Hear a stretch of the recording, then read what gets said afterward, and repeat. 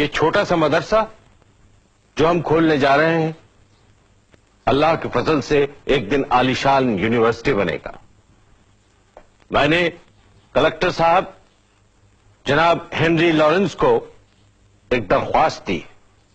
یہ درخواست کلکٹر صاحب نے انگریزی حکومت کو بھیج بھی دی، جس میں ہم نے کہا ہے کہ یہ جو 74 ایکڑ زمین بیکار پڑی ہے وہ ہمیں یونیورسٹی بنانے کے لیے دے دی جائے. اگر اتنی نہیں تو کم سے کم اتنی زمین ضرور دی جائے جس میں ہم ایک اچھا کالج بنا سکیں. باقی زمین تو ہم قومی چندے سے خرید لیں گے.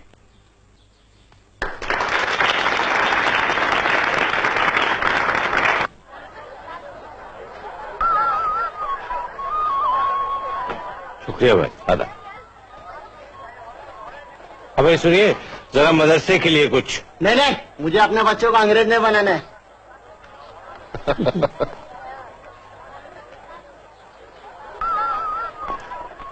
لاؤ بھی. شکریہ. ویلکم. ارے سید صاحب آپ اور یہاں اس حال میں؟ ارے بھائی قسمت میں بھیک مانگنا لکھا ہے سو مانگ رہے ہیں، لیکن اللہ کا فضل ہے کہ اپنے لیے نہیں مدرسے کے لیے مانگتے ہیں. ایک آنا ڈال دیجیے اس میں. شکریہ. اللہ آپ کو کامیاب. آمین. بتا لیلا میں تو نے کیا دیکھا، بتا لیلا میں تو نے کیا دیکھا. جا، میں تیرے سوال کا جواب نہیں دیتا. مجنو تجھے میرے ہر سوال کا جواب دینا پڑے گا. نہیں دوں گا. تجھے تیرے اللہ کی قسم. نہیں دوں گا. تجھے تیرے ابا کی قسم. نہیں دوں گا. تو جا، تجھے تیری لیلا کی قسم. کیا پوچھا تم نے؟ بتا لیلا میں تو نے کیا دیکھا، بتا لیلا میں تو نے کیا دیکھا، بتا لیلا میں تو نے کیا دیکھا، بتا لیلا میں تو نے کیا دیکھا. میں نے لیلا میں نور خدا دیکھا، میں نے لیلا میں نور خدا دیکھا، میں نے لیلا میں نور خدا دیکھا، میں نے لیلا میں نور خدا دیکھا.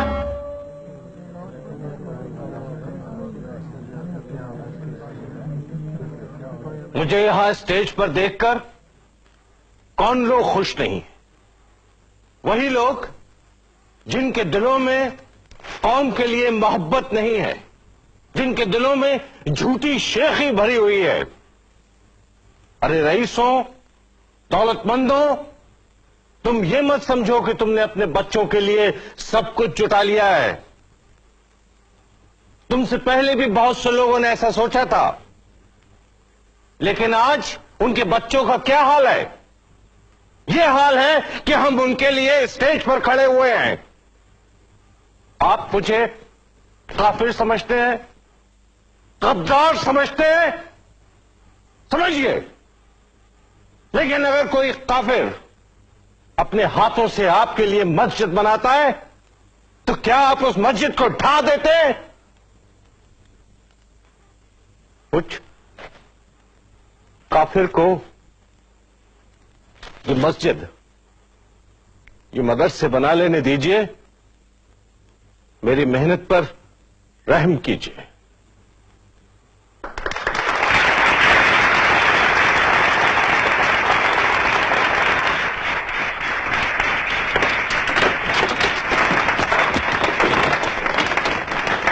آپ کی وجہ سے مدرسے کا نام بدنام ہو رہا ہے. ہمارے نام پر کیچڑ اچھال رہے ہیں لوگ. تو پہلے کون سے تمغے دیے جاتے تھے ہمیں؟ آپ جانتے ہیں مولوی علی بخش خان علماء مکہ شریف سے آپ کے خلاف فتوی لے کر واپس آئے. چلیے، ہماری وجہ سے ان کو حاجی بننے کا موقع تو ملا. ویسے ہی آپ کے خلاف کون سے کم فتوے تھے جو آپ نے یہ لاٹری کے ذریعے چندہ جمع کیا ہے. لاٹری ناجائز ہے اور مدرسے کے لیے کوئی ناجائز کام نہیں ہوگا. گھبرائیے نہیں، اس کا گناہ میرے اور آپ کے سر نہیں پڑے گا، یہ ان لوگوں کے سر پڑے گا، وہ دولت مند اور رئیس لوگ جنہوں نے چندہ دینے سے انکار کر دیا. اگر وہ لوگ چندہ دیتے تو یہ ہمیں لاٹری کی ضرورت ہی کیوں پڑتی؟ دیکھیے، میں آپ سے پہلے بھی کہہ چکا ہوں کہ اگر مدرسے میں کوئی بھی کام مذہب کے خلاف ہوا تو میں یہاں سے چلا جاؤں گا. میں نے کون سا کام مذہب کے خلاف کیا ہے؟ اپنے بچوں کو انگریزی پڑھانا کوئی گناہ ہے؟ उन्हें अंग्रेज बनाना गुनाह है। अरे भाई क्या हर्ज है अगर हमारे बच्चे कल्चर में अंग्रेज हों और मजहब में मुसलमान। मैं आपसे बहस नहीं कर रहा, मगर मुझे यकीन है कि लॉटरी की सख्त मुखालिफत होगी। बिल्कुल नहीं होगी। बिल्कुल होगी। नहीं होगी। चाहे तो एक एक अशरफी की शर्त बदल लीजिए। बदल लीजिए, लेकिन पहले ये दिखाइए कि आपके पास अशरफी है या नहीं। है क्यों नहीं, ये देखिए।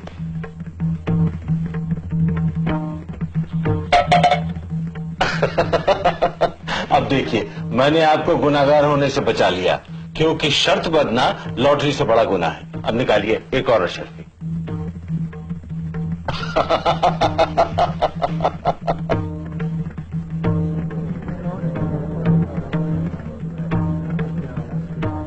अरे भाई मौलवी साहब, सलाम वालेकुम। वालेकुम अस्सलाम। नहीं, हम तो आपको चंदा देते देते थक गए। मौलवी साहब, अब कोई दिन में हम मर जाएंगे, उसके बाद आपसे कौन चंदा मांगेगा। खुदा के वास्ते मरने की बात मत कीजिए। लीजिए, चंदा ले लीजिए। अगर आप मर गए भाई तो ये यूनिवर्सिटी कौन बनाएगा। खुदा हाफिज। ये कॉलेज आज जिसका संगे बुनियाद रखा गया है, एक तवील अरसे से मेरी जिंदगी का वाहिद मकसद रहा है। हमारी तमाम मुसीबतों और हमारी तरक्की का एक ही रास्ता है, एक ही हल है, तालीम। एक ऐसी तालीम जो सही मानों में तालीम हो, मेरी जिंदगी का मकसद रहा है। ये सच है कि ये मोहम्मदन एंग्लो ओरिएंटल कॉलेज किसी हद तक मेरी हकीर कोशिशों का नतीजा है, लेकिन मैं अकेला क्या करता। अगर मेरे हाथ न होते, मेरे साथी न होते, तो शायद इस ख्वाब को हकीकत में तब्दील करना मेरे लिए दुश्वार होता। मुझे यकीन है कि इस कॉलेज की कामयाबी का सेहरा मुझसे कहीं ज्यादा मेरे साथियों के सर पर है।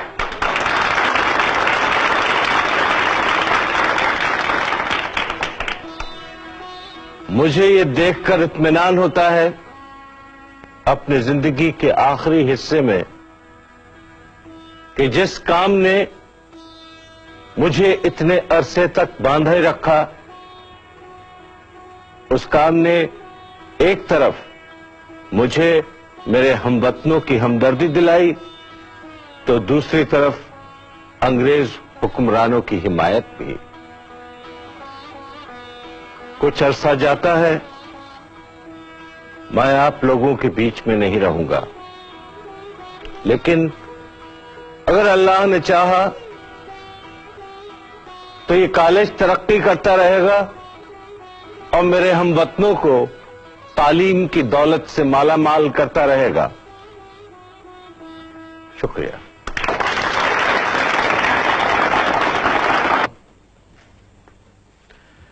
किसका खत है मोहसिन?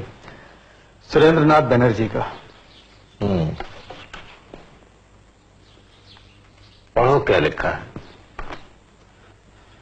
इसमें लिखा हुआ है कि एक इदारा कायम होने जा रहा है इंडियन नेशनल कांग्रेस के नाम से, जिसमें हिंदुस्तान के तमाम मुअद्दिर लोग शामिल हो रहे हैं। खुद बनर्जी का और बदरुद्दीन तैयब जी का यह ख्याल है कि अगर इस इदारे में आप शामिल न हुए तो यह अधूरा रह जाएगा। मोहसिन जी, तुमने 1857 के गदर के बारे में तो सुना ही होगा। जरूर सुना है। मैंने सब कुछ अपनी आंखों से देखा है। मुसलमानों पर जो गुजरी वो मैं खूब समझता हूं। और उसके बाद आप ही ने तो असबाब बगावत हिंद में कहा था कि वायसराय की काउंसिल में हिंदुस्तानी नुमाइंदे भी होने चाहिए। नतीजे के तौर पर कई साल तक काउंसिल में हिंदुस्तानी मेंबर नामजद भी हुए थे। हां, मगर अब ये वायसराय की तरफ से नामजदगी की बात नहीं कर रहे हैं, अब ये इलेक्शन की बात कर रहे हैं। सरकार से लड़ने झगड़ने की बात कर रहे हैं। अब ये बंगाली लोग पिछले 100 साल से अंग्रेजी पढ़ रहे हैं, ऊंचे ऊंचे ओहदे पा गए हैं, इनकी माली हालत भी हम लोगों से कहीं ज्यादा बेहतर है। ये अपने हक के लिए लड़ सकते हैं, लेकिन अगर हमने लड़ाई झगड़ा शुरू किया तो ये हमारे लिए बहुत नुकसानदेह साबित होगा। 1857 के बाद जो कुछ हमने पाया है वो भी हम खो बैठेंगे। तो फिर इस खत का क्या जवाब देना है?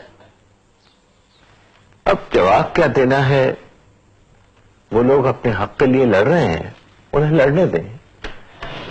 हम जो काम कर रहे हैं बच्चों की तालीम का, वो हम करते रहें।